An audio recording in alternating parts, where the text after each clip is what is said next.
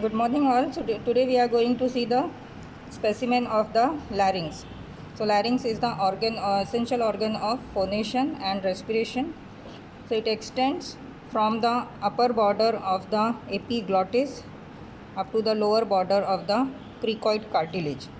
So this is the extent of the larynx. Okay, so this is larynx extending from the upper border of the epiglottis up to the lower border of the cricoid cartilage.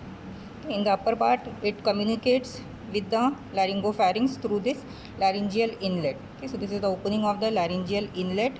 Okay, so we have seen the boundaries. Anterior in front, it is bounded by the epiglottis, and posteriorly it is bounded by the mucous fold of the interarytenoid between the two arytenoid cartilages, and on each side it is bounded by the aryepiglottic fold. So it communicates with the laryngopharynx above through the laryngeal inlet. Now we will see the cartilages. So skeleton of the larynx is made up of in total 9 cartilages, out of which 3 are paired and 3 are unpaired. So unpaired cartilages are epiglottis, then thyroid cartilage and cricoid cartilage. So these 3 are unpaired cartilages. Epiglottis, then this is cut section of the thyroid cartilage that is present in front, and this is cricoid cartilage. So in front you can see the anterior arch of the cricoid cartilage, and posteriorly there is lamina of the cricoid cartilage. Now paired cartilages are 3, that is arytenoid cartilages, corniculate cartilage and cuneiform cartilages. So this is the arytenoid cartilage. So base of this arytenoid cartilage, it articulates with the upper border of the lamina of the cricoid cartilage, and above this you will get 2 small elastic nodules of cuneiform and corniculate cartilages. So these are the cartilages forming the framework of the larynx. So unpaired, that is epiglottis, then in front you will get the thyroid cartilage and cricoid cartilage. In front here you can see the anterior arch of the cricoid cartilage, and posteriorly there is broad lamina of the cricoid cartilage. So this is the larynx from epiglottis up to the lower border of the cricoid cartilage. Now we will see the front view of the larynx.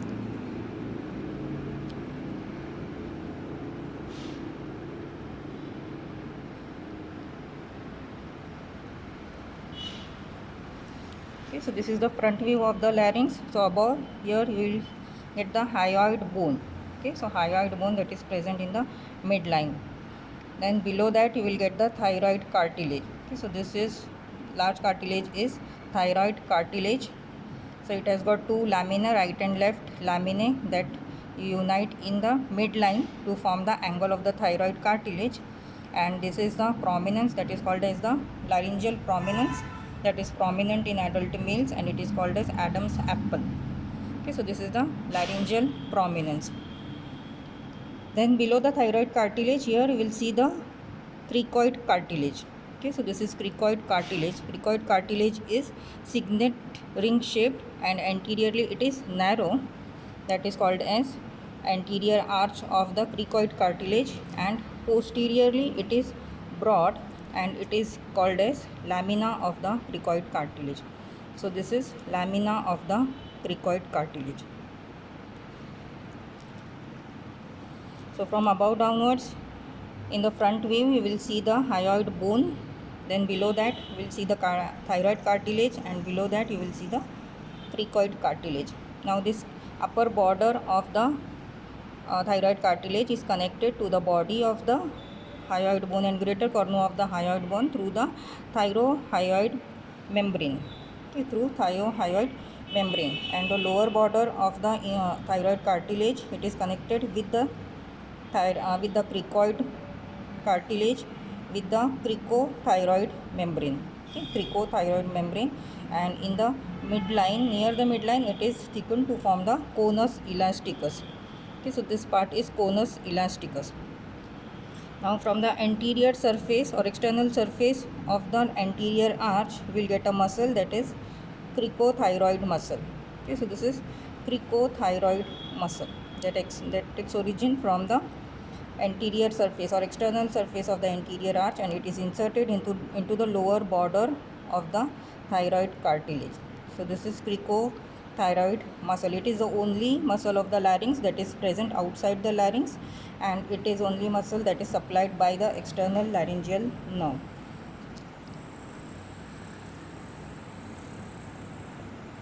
Then in the posterior view, you can see here the laryngeal inlet.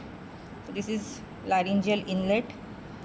This is epiglottis. So in front and above, this laryngeal inlet is bounded by the upper border of the epiglottis. Posteriorly, it is bounded by the mucosal fold of between the arytenoid cartilages, and on each side it is bounded by the aryepiglottic folds.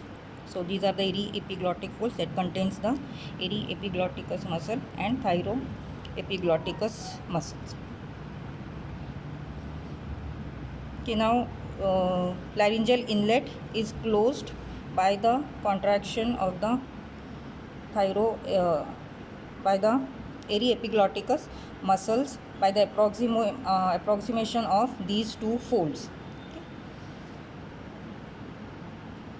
Now this is the lamina of the thyroid cartilage, and above the lamina or upper border of the lamina, it articulates with the arytenoid cartilages. Okay, so above the upper border of the lamina of the cricoid cartilage, here you will get the arytenoid cartilages, and two small cartilages, they are present in the fold of this aryepiglottic fold. They are corniculate and cuneiform cartilages.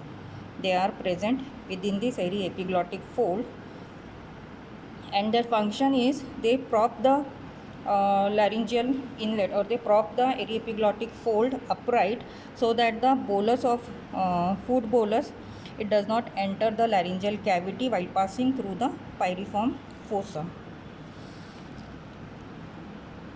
Okay, so here there is pyriform fossa. So this pyriform fossa is medially, it is bounded by the aryepiglottic fold, and laterally it is bounded by the inner surface of the lamina of the thyroid cartilage that is covered with the mucous membrane. Okay, so this is the posterior view of the larynx.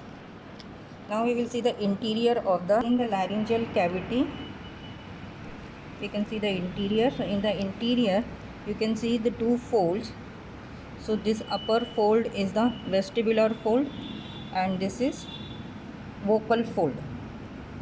Okay, vestibular fold and vocal fold, and there is in between the two folds, the opening is there, that is called as sinus or ventricle, or it is also called as sinus of Morgagni. So this is sinus present between the two folds, vestibular fold and vocal fold. Now these two folds, they divide the cavity of the larynx into three parts. So the part above the vestibular fold is called as the vestibule, and the part below the vocal fold is called as infraglottic part. So this is infraglottic part, and the space between these two folds is called as the sinus or ventricle. So these are the three parts of the laryngeal cavity. So part above the vestibular fold is the vestibule or the supraglottic part, and the part between these two folds is called as the ventricle or sinus, and the part below the vocal folds is called as the infraglottic part. So this is the interior of the laryngeal cavity.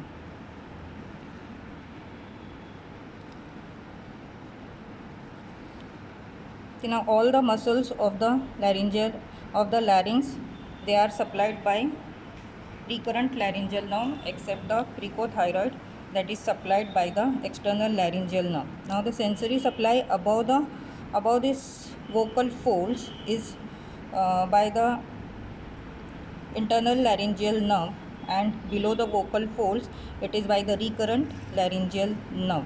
Okay, and blood supply above these folds is supplied by the superior laryngeal nerve, that is the branch of the superior thyroid artery, that is in turn branch of the external carotid artery.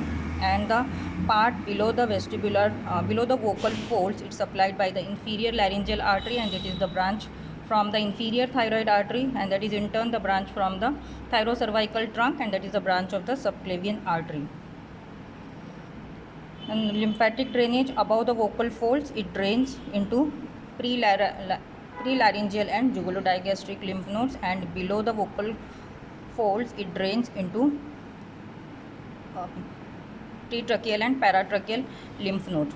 So this now the space between these two, between the two vestibular folds is called as rima vestibuli, and the space between the two vocal folds is called as rima glottidis.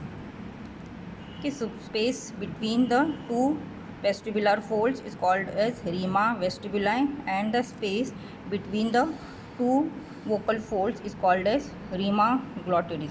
So this rima glottidis, it acts as the watershed line of the larynx, because nerve supply, blood supply, and the lymphatic drainage is different above the vocal folds and below the vocal folds. So remember, rima glottidis, it acts as the watershed line of the larynx.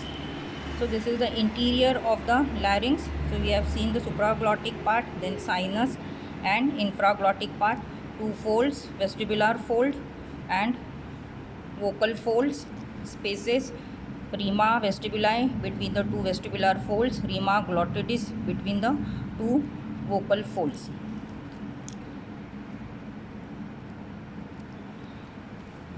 Okay, thank you.